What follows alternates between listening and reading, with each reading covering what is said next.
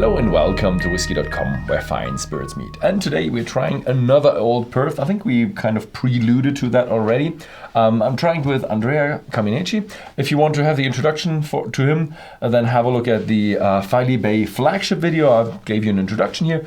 And today we're trying the Old Perth Double Sherry. And it's kind of a premiere because this is a new bottle of the Old Perth range. Exactly. It's even for me the first time I try it today. It did arrive something like last week, and a lot of work, no opportunity to drink it. And it's the idea behind is the original and cask strength and 12-year-old Old Perth are mostly based on Oloroso sherry casks, something like 90-95%. And the idea was to create a blended malt which is still full mature sherry, but higher percentage of PX sherry, so very sweet sherry. Comparison, an Oloroso sherry has about 12 to 15 grams of residual sugar per liter, and a PX sherry has something like 420 grams per liter, not per cask. So it's more like a syrup. And PX it gives is really sweet. Certainly the whiskey, even from the cask, a lot of sweetness, a lot of red, dry fruits. And here we have a receipt, which means we have 50% of used Oloroso sherry cask, 25% of first fill Oloroso sherry cask, and 25% of first fill PX cask. So it's just a quarter. But when you get the relation from sugar, 25% with 20 times higher content of sugar in the sherry is quite a lot. So let me just sum up the bottle a little bit. You had the recipe, so 100% sherry casks, 25% first fill PX, that is kind of the big thing here. 48.2% ABV, no coloring, no chill filtration, and it's a blended malt. So 100% malt whiskies, 46 distilleries, and all Scotch. This is a blended malt Scotch whiskey. And I'm really excited because the 100% sherry matured whiskies, they're not that common. No. We have a lot of Finnish whiskies or double matured with sherry, mostly finished, and half the time the sherry casks are much more expensive than bourbon barrels. For an idea, a bourbon barrel costs you something like $50-$60. A sherry cask starts from 800 pounds. That's quite different. That is even if it's a double content or triple content when you do butts, but most people nowadays do sherry hogsheads because the smaller cask gives quicker maturation than the big cask, and it's much easier to store. But the cost of the sherry casks are enormously high, so mostly sherry casks are used for a quick finish. Come on.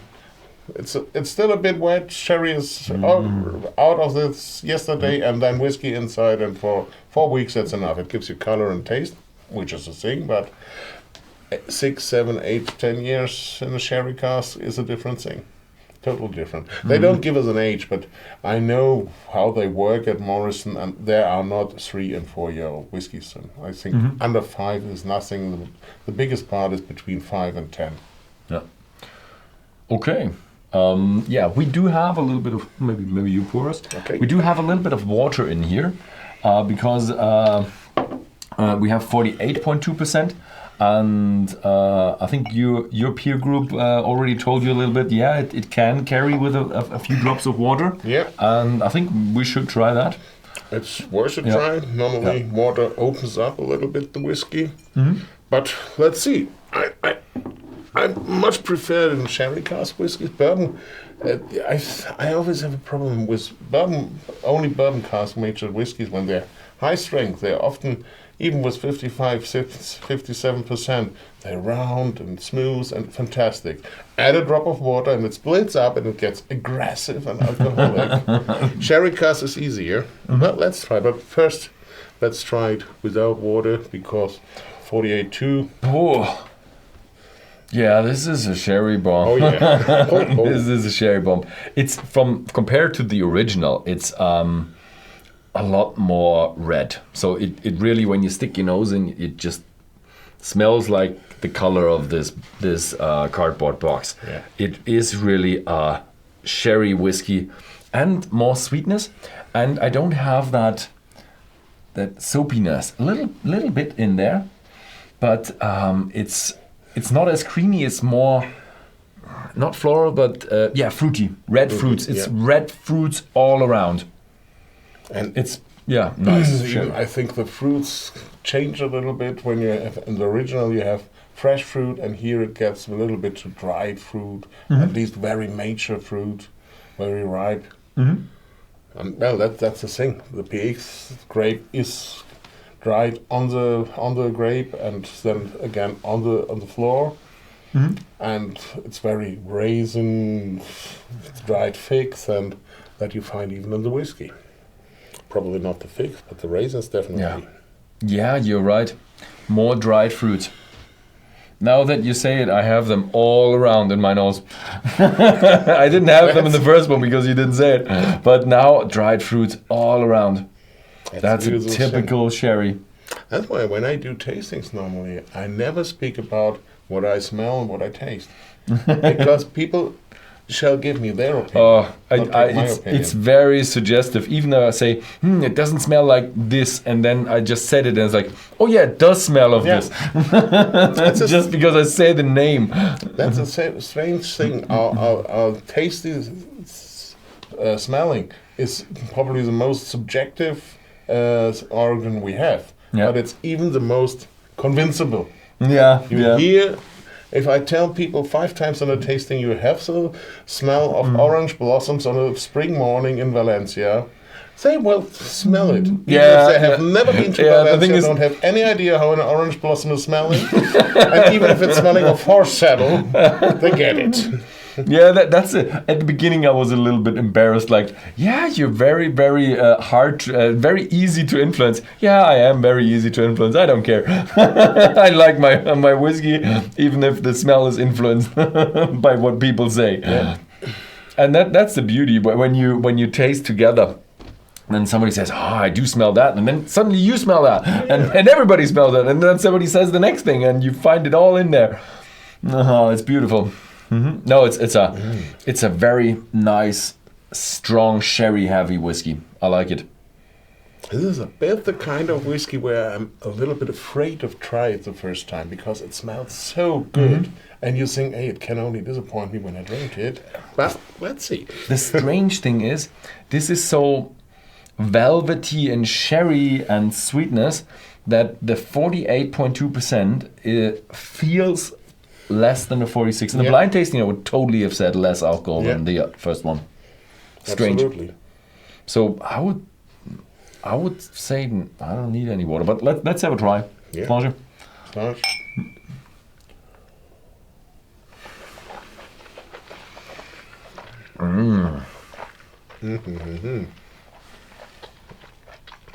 Oh yeah.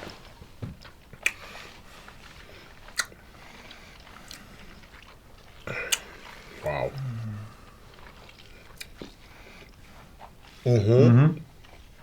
That's a very nice whiskey. Wow. A lot more fruitiness. So it's sweet, fruity, very, very red. And it has a bit of a wine touch to it, a bit of a red wine touch to it. You feel sherry, sweetness, dried fruits all around, but it has a bit of that juicy wine touch to it as well. I didn't have that in the first taste I had, but now it has it has a bit of that oakiness as well. And what I found in the first take as well is stays long, and you feel that it has an incredible finish. Yeah. It stays and stays and stays, but still dangerous. Even though you could now say, okay, now I've taken a sip and just put it down on the glass and just wait and play cards or talk to your friends and stuff. But it yearns for more. It's also 48% easy to sip. That is a dangerous recipe. Yeah, the first sip cries for more. You have it in your mouth and you say, boom again. Wow. And that reminds me a little bit of the famous sherry casks from the last century, which where the casks were influenced with Paxaret. Paxaret was nothing else than a reduced Pedro Jimenez, and that was got into the cask, sometimes with high pressure to fill every pore of the cask. And then the whiskey was majored, so these old Macallans, Glenlivets, Eberla, whatever they were called, got this incredible velvet, smooth, sweet sherry touch. And, well, that's nearly the same effect. Maybe not as intense because the pH is not reduced. Yeah, but I did have, when I had these sherry casks, I don't think I had that many, and I'm not that old as you are. But, sorry. But I always, when I have a high sherry intensity whiskey, I sometimes have that pelty feeling. I like that it doesn't have that one. Maybe now, like fourth sip I taken, maybe in the sides, a little bit getting into it. So yes, it is a high sherry one, and you can't hide it. And I do love it. It's really, really nice. But the finish is strong. Yeah. It just stays and stays and stays. That is incredible. And as we said before, it doesn't stay here because it's not so much alcohol. It stays really in the mouth, which is a real finish, not an alcoholic burning. So your friends who have already tried it told you to add a dash of water. I would have not guessed to do it, but let's have a try. We said a drop, not more. Yeah. Just to open up the whiskey. Never drink your whiskey without water, and never drink water without whiskey. Yeah.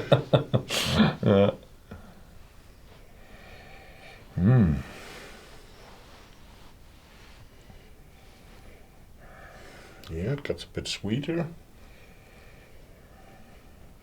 The fruits are getting less dry, a bit fresher. Yeah, put a raisin into water and... Yeah. It the typical opening up. Yeah. It's as you said, a little bit sweeter, a little bit fresh fruitier, just as you would expect of a whiskey where you add a drop of water. But it's not that, sometimes you have this thing, add one drop of water and the whiskey explodes. It's difficult when a whiskey is already without water so intense to get it to explode again.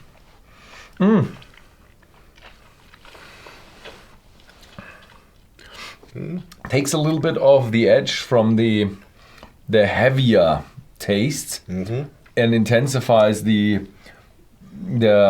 fresh fruitier, sweeter notes to it. Yeah. I like it. It makes it different, but I did like it before as well. Yeah. So I wouldn't say improvement or disimprovement.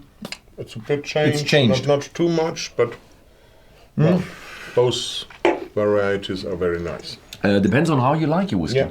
If you want a bit more sweetness, a bit more fresh fruitiness, add a drop of water. This is a typical thing where even today I like it with some water, and tomorrow I don't want any water. Yeah. Typically, I'm a neat guy.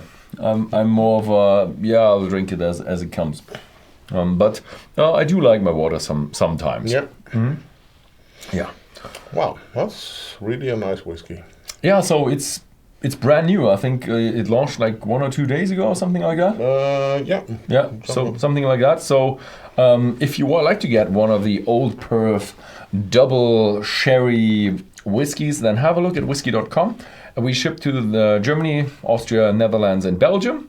And yeah, thank you very much to you, Andrea. It was a nice time talking through Absolutely. 4 whiskies. And yeah, I'm glad to have you back at, I don't know, next year or something like that. I'm always happy to be here. Yeah. And yeah, thank you very much for watching. And yeah, see you next time. Bye-bye.